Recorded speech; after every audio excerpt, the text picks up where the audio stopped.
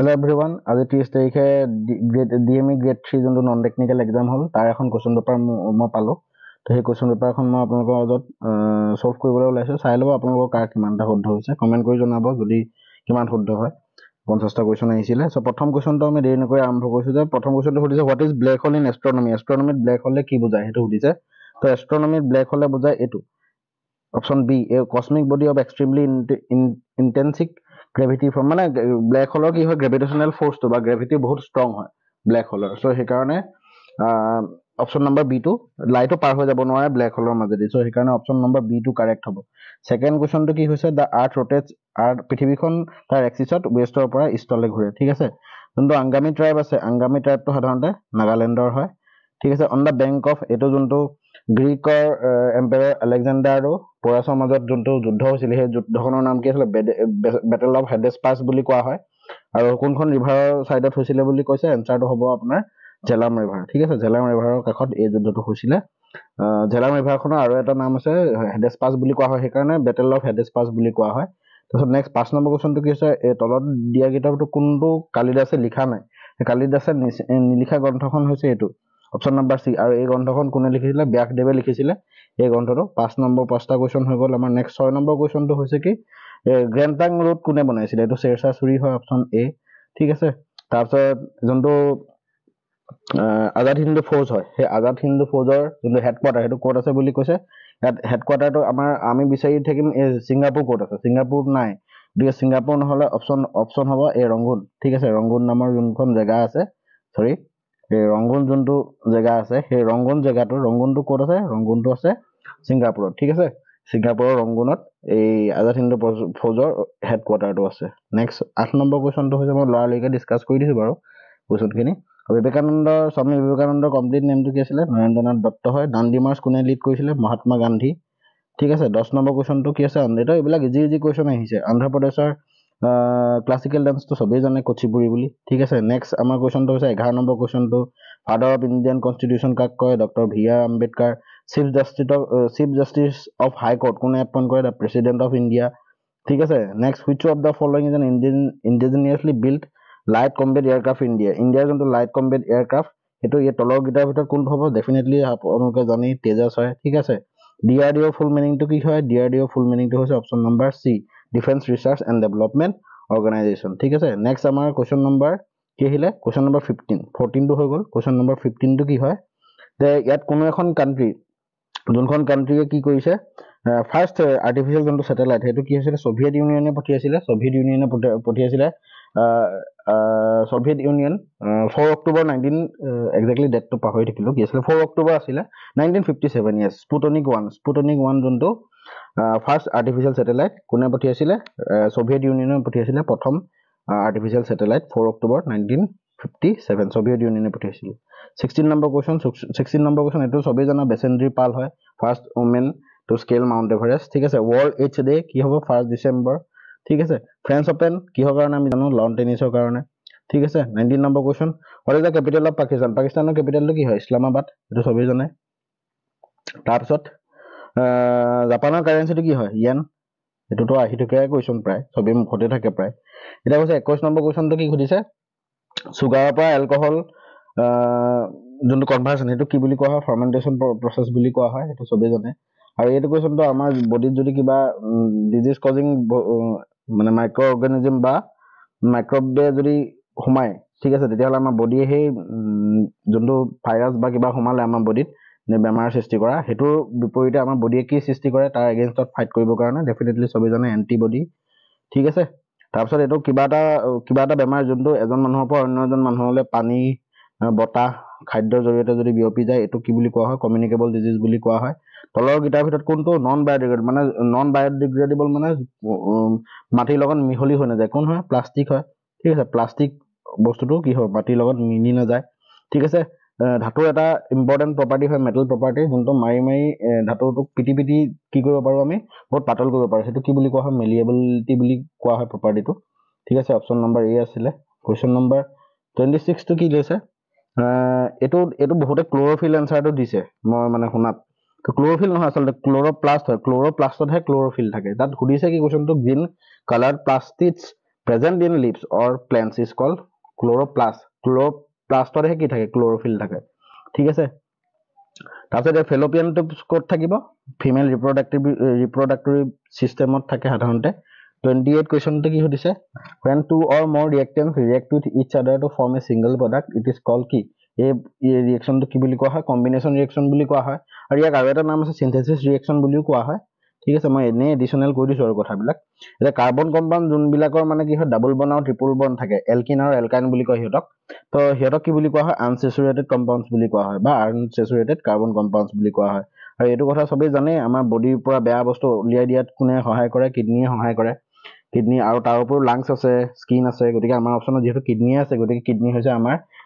এই কুৱেশ্যনটোৰ এনসাৰ ঠিক আছে এই কুৱেশ্যনটোৰ এনসাৰটো কি হ'ব কিডনী নেক্সট কুৱেশ্যন নম্বৰ 31 টো কি কৈছে স্পীকৰ যোনটো পাষ্ট টেন্স সেইটো কি হয় সবেই জানে স্পোক এইটো একদম পলি টাইপৰ কুৱেশ্যন আহিছে প্ৰেজেন্টাৰ এইটো কি হয় fill in the blanks the presence are you and me ঠিক আছে ইউ এণ্ড মি হয় ঠিক আছে সি সেড ডেছ ফায়াৰ এইটো কি হ'ব বাই হ'ব কাৰণ জুই কাষতে বহি পেলাই কথা কৈ থাকিব সি সেড ডেছ মানে by the fire and tell me a tale মানে কি কিবা এটা কথা কৈছে মানে জুইৰ কাষত বহি পেলাই কথা কৈ আছে ইনটু বা এইবিলাক নহয় ঠিক আছে 34 কুৱেশ্যন নম্বৰ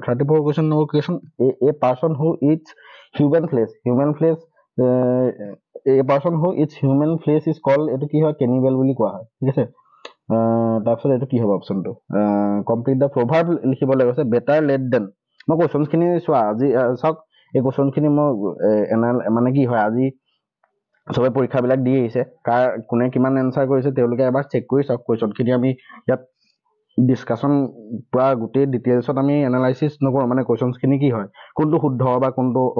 মানে মনত খুদু ভাৱটো হৈ থাকে নহয় কোনটো শুদ্ধ হৈছে কোনটো ভুল হৈছে সেইকাৰণে নিজে চেক কৰি চাব কিমান শুদ্ধ হয় কিমান ভুল হয় ঠিক আছে তাৰপিছত এয়া বেটাৰ লেট দেন নেভাৰ ঠিক আছে নহাতকৈ দেৰি অহাই ভাল চুপাৰলেটিভ মডাৰ্ণৰ কি হয় এইটো হ'ব মষ্ট মডাৰ্ণ তাৰপিছত বেষ্টৰ এণ্টনিম কি হয় বেষ্টৰ এণ্টনিম ৱৰ্ষ্ট হ'ব ঠিক আছে বেষ্টৰ এইখিনি কুৱেশ্যন আপোনালোকে চেক কৰি চাব আৰু আমাৰ এতিয়া নেক্সট পিছত কি আছে আৰু 50টা কুৱেশ্যন ইয়েছ 50টা কুৱেশ্যনটো আহিছিলে ন এতিয়া 41 কুৱেশ্যনটো কি হয়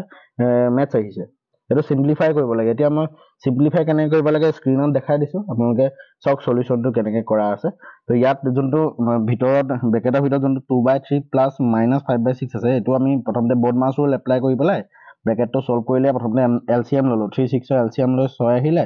ওপৰত এলচিএম লৈ সলভ কৰিলে 4 - 5 মানে 1/6 -1/6 আৰু বাহিৰত -3 বাৰ মাল্টিপ্লাই হৈ আছে মাইনাছে প্লাছ হ'ব 3/24 কটাকটি কৰিলে 1/8 তাৰমানে অপশ্যন আমাৰ বিটো কাৰেক্ট হৈছে ঠিক আছে স্ক্ৰীনত দেখাই হৈছে সলিউশ্যনটো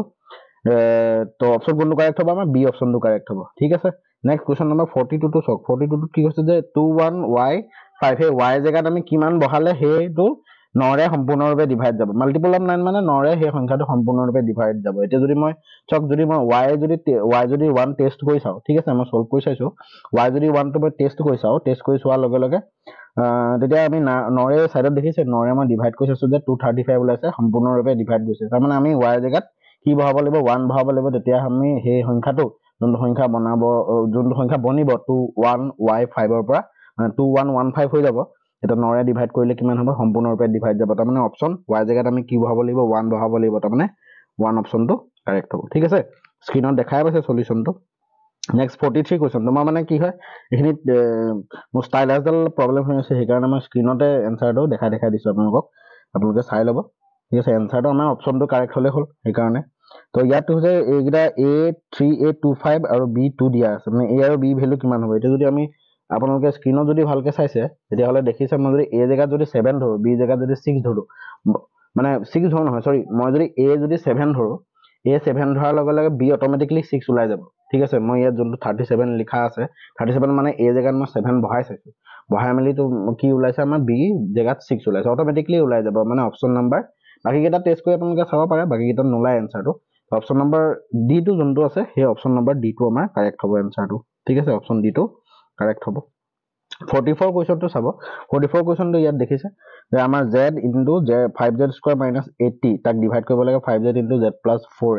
সো ডিভাইড কৰিলে আমাৰ কি আহিলে প্ৰথমতে z কটাকটি গ'ল তাৰপিছত দুইটা এই ব্ৰেকেটৰ ওপৰত যোনটো 5 আৰু 80 আছে তাৰ পৰা 5 কমন আহিলে ব্ৰেকেটৰ ভিতৰত থাকিব z² - 16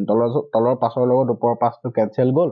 ওপৰৰ যোনটো ফৰ্মুলা আছে ফৰ্মুলাটো কি হয় z স্কয়াৰ মাইনাছ 16 তাক a plus b into a minus b ভাঙি দিলে আমাৰ এনসাৰটো কিমান ল'ব z মাইনাছ 4 তাৰমানে option number c is the correct answer হ'ব 44 নম্বৰ কুৱেশ্যনটো ঠিক আছে নেক্সট 45 নম্বৰ কুৱেশ্যনটো চাওক যে if the weight of 12 sheets of a thick paper is 40 গ্ৰাম মানে 12খন পেপাৰৰ ওজনটো কিমান কৈছে 40 গ্ৰাম বুলি কৈছে তেতিয়াহ'লে আঢ়ৈ কেজি 1/2 মানে আঢ়ৈ কেজি পেপাৰৰ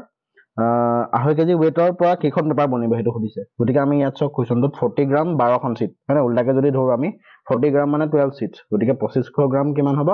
12/40 ইউনিটাৰী মেথড ঐকিক নিয়ম ব্যৱহাৰ কৰিলে আমাৰ কিমান ওলালে 750 মানে option number B is the correct answer next 46 number question 46 number কুৱেশ্যনটো এইটো কোৱাড্ৰেটিক ইকুৱেশ্যন হয় এইটো সাইডত কোৱাড্ৰেটিক ইকুৱেশ্যনটো চাব মই কোৱাড্ৰেটিক ইকুৱেশ্যনৰ সলিউশনটো মই আপোনালোকক দি দিছো চাব এইটো সলিউশনটোত কি কোৱা আছে সলিউশনটোত কৈছে যে a 2x square minus 5x plus 3 equal to 0 তাৰ সলিউশনটো কিমান হ'ব এইটো আমাৰ যোনটো ক্লাছ 9 8 9ত আমি পাইছো তেনেকুৱা ধৰণৰ মেথমেটিক্সে আহিছে তো এইটো সলভ কৰিলে কোৱাড্ৰেটিক ইকুৱেশ্যনটো সলভ কৰিছো সক 2 * 3 মাল্টিপ্লাই কৰিলে কি হয় 6 হয় গতিকে সেই 5 টোক 3 + 2 লে আমি প্লাস কৰি দিছো আৰু গতিকে আমাৰ আনসাৰ কি ওলালে x = 1 x = 3/2 ওলাইছে ঠিক আছে আৰু option number a is the কি হ'ব option number a is the correct answer হ'ব ঠিক আছে নেক্সট কুৱেশ্যনটো কুৱেশ্যন নম্বৰ 47 এই কুৱেশ্যন নম্বৰ 47 কি কৈছে দা 10th টাৰ্ম মানে 10 নম্বৰ টাৰ্মটো উলিয়াব কৈছে ইয়াত আমি এৰিথমেটিক প্ৰগ্ৰেছনৰ যোনটো ৰুল আছে সেই ৰুলটো ব্যৱহাৰ কৰিব লাগিব ৰুলটো ব্যৱহাৰ কৰিলে আমাৰ কি হ'ব a ভ্যালু কিমান হ'ব an = a + n - 1 * d হেতু ফৰ্মুলা ব্যৱহাৰ কৰিলে আমি 10 নম্বৰ টাৰ্ম ব্যৱহাৰ কৰিবলৈ কৈছে গতিকে a10 লিখিছো a ভ্যালু 22 হয় কেলে কাৰণ প্ৰথম টাৰ্মটো 2 বুজাইছে আৰু ইহতৰ মাজত প্ৰতিটো টাৰ্মৰ মাজত ডিফাৰেন্সটো কিমান ওলাইছে আমাৰ 5 ওলাইছে গতিকে d যোনটো কমন ডিফাৰেন্স হেতু হৈছে 5 গতিকে a + 10 - 1 এনৰ জায়গাত 10 আহিব কাৰণ 10 নম্বৰ টাৰ্ম সুধিছে গতিকে আমাৰ হেতুৰ পৰা আনসাৰ কিমান ললে option number c that is 47 is the correct answer ঠিক আছে 47 টো আমাৰ কি হৈছে কাৰেক্ট आंसर হৈছে নেক্সট 48 ঠিক আছে কোশ্চেন নম্বৰ 48 টো চাব তো কোশ্চেন নম্বৰ 48 ৰ সলিউশনটো মই ইয়াত ধুনিয়াকৈ দেখাই দিছো ছোৱালী এজনী আছে সেই ছোৱালীজনী মানে কি কৈছে 1.2 মিটাৰ পাৰ সেকেন্ড হেতু স্পিডত গৈ আছে ঠিক আছে 4 সেকেন্ডৰ পিছত এই কিমান দূৰ গল 4.8 এটা তাৰ পৰা d মানে d পইণ্ট পালেগে হি 4.8 মিটাৰ 1.2 মিটাৰ পাৰ সেকেন্ড পাৰ স্পিডত গৈ মেলি 4 সেকেন্ডৰ পিছত হি